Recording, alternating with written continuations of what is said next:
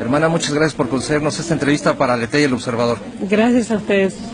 Hermana, ¿cuál es su nombre y de dónde es usted? Me llamo María de Guadalupe. Soy argentina y pertenezco a la familia religiosa del Verbo Encarnado, que es una congregación fundada en Argentina, una congregación misionera. Bueno, yo estuve unos años en Belén, ahí estudié la lengua árabe junto a las otras hermanas. Después pasé a Egipto, ¿no? Allí estuve 12 años en Egipto. Y 12 años de mucho trabajo, intenso trabajo apostólico, incluso me tocó el cargo de provincial. Estuve viajando mucho, ¿no? Y, en Túnez, en Jordania, bueno, Siria, Irak, el mismo Israel, Palestina, bueno, Egipto, ahí se desarrolló mucho la misión. Es decir, realmente mucha actividad, una misión intensa, hermosísimos años de misión. Luego de esos 12 años, y cuando terminé mi cargo, realmente estaba cansada e incluso hasta se había resentido mi salud. Es por eso que mis superiores me ofrecen que yo elija un lugar tranquilo para ir a descansar un par de años. Es así que yo elegí Siria, lo elegí yo.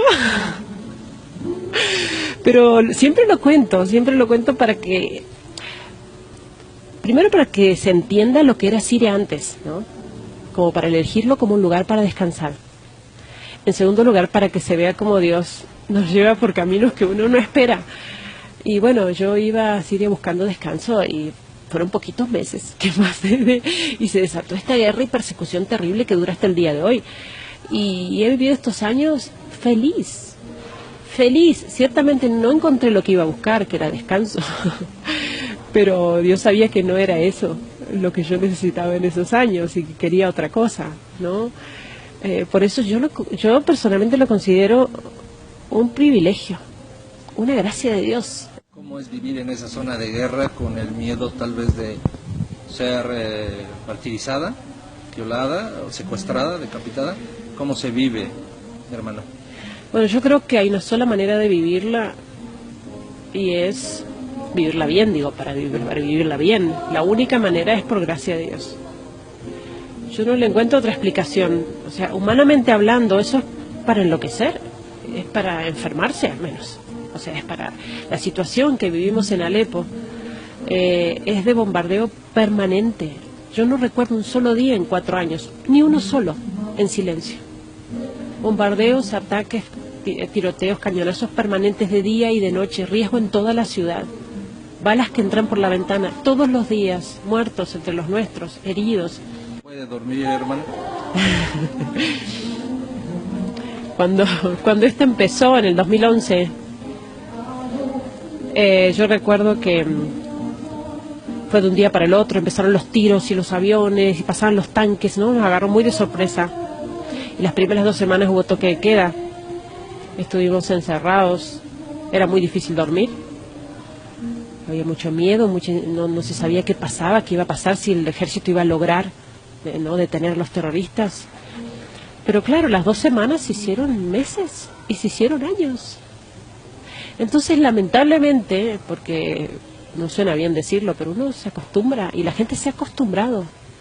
Y bueno, es así que podemos dormir, uno no puede pasar 4 años sin dormir. Pero bueno, ya nos hemos acostumbrado y ya por la experiencia, digo, cómo uno se acostumbra a distinguir los ruidos, las armas, los distintos tipos de explosiones, ¿no? Porque aunque es permanente, uno más o menos ya calcula la distancia, ¿no? Dice, bueno, más o menos, no están por esta cuadra, están más allá, ¿no? Hay tipos de armas que, bueno, sí son de mayor alcance, pues sobre todo cuando tienen esquirlas, ¿no? Entonces ese tipo de explosiones que ya las conocemos, bueno, sí, ahí aunque sea 2, 3 cuadras hay que esconderse detrás de algo sólido por el problema de las esquirlas, ¿no? Pero en la ciudad hay francotiradores, por ejemplo, y bueno, uno ya sabe, va caminando, ya sabe que esta calle, ya conocemos las calles, que hay francotirador, y bueno, nos preparamos en grupo, 1, 2, 3, y cruzamos la calle corriendo lo más rápido posible para no darle tiempo al francotirador y de a varios para ayudarnos, ¿no? En el caso que le den a alguno, lo pueda tirar, lo pueda socorrer, pero esa es la vida de todos los días. Cuando uno ve que, por ejemplo, tuvimos una de las cosas más cercanas, cayeron 3 misiles apenas a 50 metros del obispado donde vivimos, 50 metros, cayeron 3 misiles, hubo más de 400 muertos, entre los nuestros, heridos, una cosa horrible. La catedral quedó muy dañada, no pudimos usarla por varios meses. Desde ese mismo día se duplicó el número de gente en la misa diaria, desde ese mismo día. Entonces uno dice, bueno, pero ¿cómo es esto, digamos? Y es que ellos sufren más, rezan más, los persiguen, son más fuertes.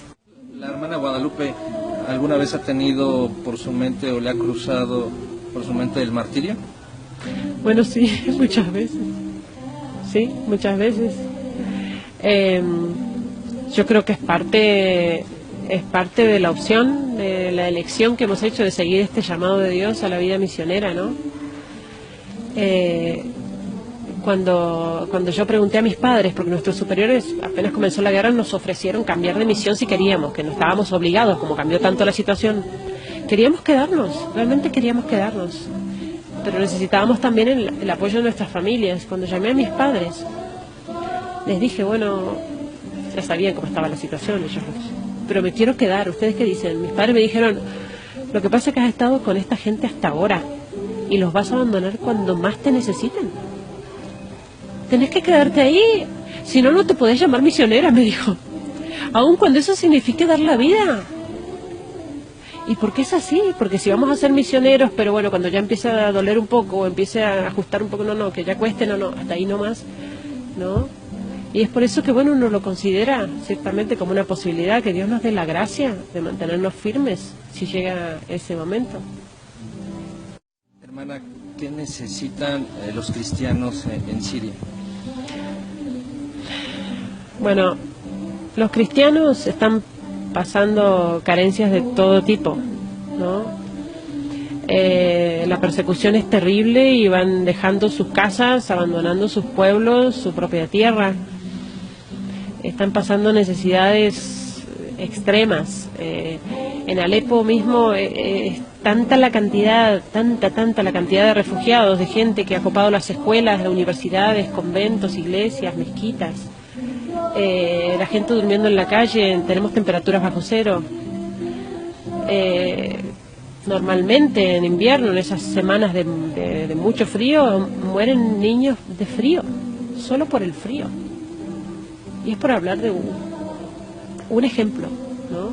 Pero no tenemos electricidad. La electricidad viene 2 horas por día cuando llega. Agua 1 vez por semana, apenas unas horas.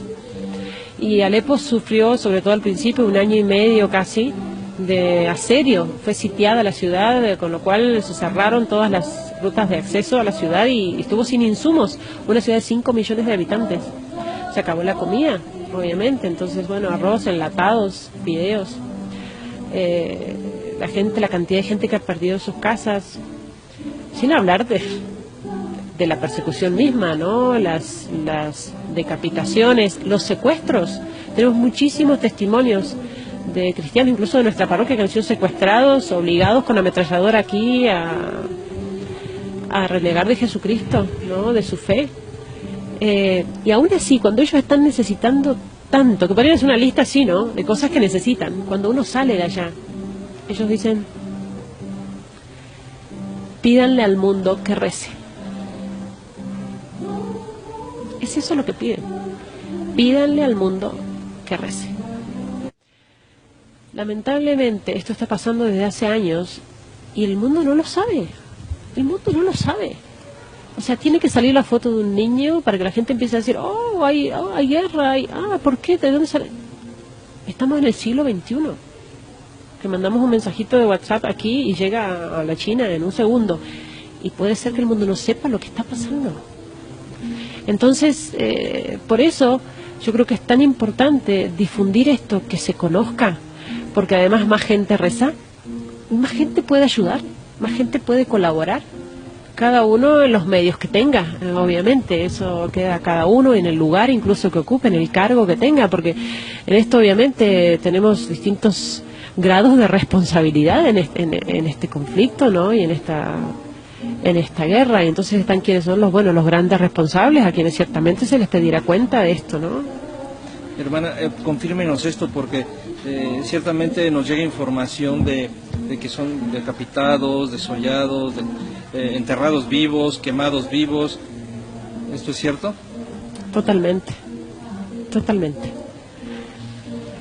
Es muy común, por ejemplo, cuando sale un colectivo, un ómnibus, como dicen, un bus, con cristianos, por ejemplo, intentando escapar de una ciudad a otra, por ejemplo, detienen el colectivo, bajan a la gente, a un lado los hombres, a otro lado las mujeres, los niños separados. Las mujeres son violadas delante de sus hombres. Después los hombres son acribillados o decapitados. Las mujeres se las llevan como esclavas sexuales, ¿no? Es terrible lo que está pasando con las mujeres y con las niñas. Y los niños normalmente o son enterrados vivos o se los llevan para adiestramiento, para reclutamiento, ¿no? Pero está sucediendo esto en muchísimos pueblos de Siria y de Irak. Y desde hace tiempo, desde hace años, no de ahora, ¿no? Conocemos realmente, sabemos de muchos casos, ¿no? Y desde el principio, viste los descuartizados, ¿no? Puestos en bolsas de basura, en un contenedor de basura. No tocar es cristiano. Yo creo que los cristianos perseguidos nos interpelan, ¿no? Nos cuestionan a nosotros como cristianos occidentales, ¿no? Allá en Egipto, por ejemplo, se tatúan la cruz los cristianos para distinguirse y para mantenerse firmes al momento del martirio. Se tatúan la cruz en su carne. Y nosotros a veces en Occidente intentamos esconder que somos cristianos, o nos da vergüenza, o bueno, en algunos ambientes sí, pero en otros ambientes no voy a decir que rezo, no me voy a persignar en público, o no voy a... Bueno, no, porque eso queda... No queda, o... ¿no? Realmente nos cuestionan de qué manera estamos viviendo nuestra fe, ¿no? A que tenemos que vivirla con más coraje, sin miedo a manifestarnos como cristianos en el ambiente en el que estemos, a ser apóstoles, a ser testigos. Ellos están derramando su sangre, pero que no sea en vano. Cuando nosotros como cristianos miramos para otro lado y seguimos viviendo preocupados por las cosas materiales y qué como hoy y qué me voy a poner y en qué coche voy a andar, cuando en realidad lo importante no está ahí, ¿no? Estos cristianos nos señalan, yo creo, nos señalan el cielo, ojo, que están muy, ¿no?, mirando para abajo, es allá. Ellos nos señalan eso, que está allá arriba lo importante y que hay que prepararse para eso, y que la única lucha es contra el pecado, y el único miedo que tenemos que tener es perder la gracia de Dios por el pecado, que es una cosa que a veces olvidamos. Tememos tantas cosas y nos preocupamos por tantas cosas que en definitiva no son importantes, ¿no? Por eso yo creo que el mensaje de los cristianos perseguidos es muy fuerte, y por eso digo que están provocando milagros entre los cristianos de Occidente, provocando milagros de fe, ¿no? De gente que reaviva su fe, de gente que se convierte. Por eso digo que aprovecharse de estos méritos y de este testimonio. Hermana, ¿quién le tatuó la cruz? Lo hicimos allá en Egipto cuando llegamos a la misión. Llegamos en el año 99 y ahí nomás allá al 2000 nos tatuamos la cruz como lo hacen ellos. Es una cuestión ritual, tradicional, ¿no? Ya los niños pequeños los llevan a los monasterios y son los monjes los que tatúan la cruz, ¿no? ¿Son bautizados y después tatuados? Sí, y tatuados, sí. Es impresionante, ¿no? Porque, por ejemplo, en Egipto, donde también el cristianismo es minoría, uno, por ejemplo, va en el transporte público, ¿no? Vamos todos hacinados, amontonados en un colectivo o en el tranvía y bueno, y agarrados, y uno hace así. Y uno ve que uno de otra punta hace así, y otro de allá así, y otro acá, y dice, somos 4. En este tranvía somos 4 cristianos. Es un montón, ¿no? Y el sentido es justamente también decir, bueno, si al momento de tener que entregar la vida por Jesucristo estuviera tentada de decir, bueno, por miedo, no, pero en realidad yo no, lo llevo en la carne, que soy cristiano. También es un compromiso. Por supuesto, es un compromiso de vivir fieles a Jesucristo y de ser realmente testigos. Coherencia. Testigos, claro, realmente somos cristianos. Por eso no podemos llamarnos cristianos si no estamos dispuestos a vivir así. Y ojo que no es que en Occidente se viva, bueno, México sufrió una gran persecución, ¿no? Y es debido a esa gran persecución que sufrió y a los mártires que tiene, que hoy tienen un país católico como es México, ¿no? Pero realmente esto nos tiene que ayudar a despertar en nuestra fe. Nosotros en nuestros países occidentales no es que tenemos persecución cruenta, que nos van a... Pero hay persecución también, hay discriminación, aislamiento, ¿no? Si uno quiere vivir de acuerdo a su fe, de acuerdo a su moral. ¿Cuántos jóvenes sufren por vivir de acuerdo a la moral cristiana y la moral católica? Eso es persecución, ¿no? La presión que sufren del ambiente, ¿no? Y bueno, eso, llevar esa persecución adelante con más coraje, ¿no? Para ser verdaderos hermanos de estos mártires. Hermana, ha estado pensando cómo concluir, cómo cerrar. ¿Qué le parece si hacemos una oración como la hacen ustedes allá, para unirnos, para todos aquellos que vean este mensaje, esta entrevista? Sí, ¿cómo no? Seamos uno. Puedo hacerlo en forma de canto, porque allá, bueno, dice San Agustín, cantar es rezar 2 veces, ¿no? Allá lo tienen muy asumido, ellos cuando cantan, rezan, realmente, ¿no? Es impresionante verlos rezar y verlos cantar. Y hay una oración que es, bajo tu amparo nos acogemos, Santa Madre de Dios, no desoigas las súplicas que te dirigimos en nuestras necesidades, antes bien líbranos de todo peligro, oh Virgen gloriosa y bendita. Una de las oraciones más queridas por ellos y uno de los cantos más tradicionales en árabe. في ظل حمايتك نلتجئ يا مريم لا ترد طلبتنا عندما ندعوك يا فخر البرايا يا خير الورى يا بحر العطايا في الدنيا جرى في ظل حمايتك نلتجئ يا مريم لا ترى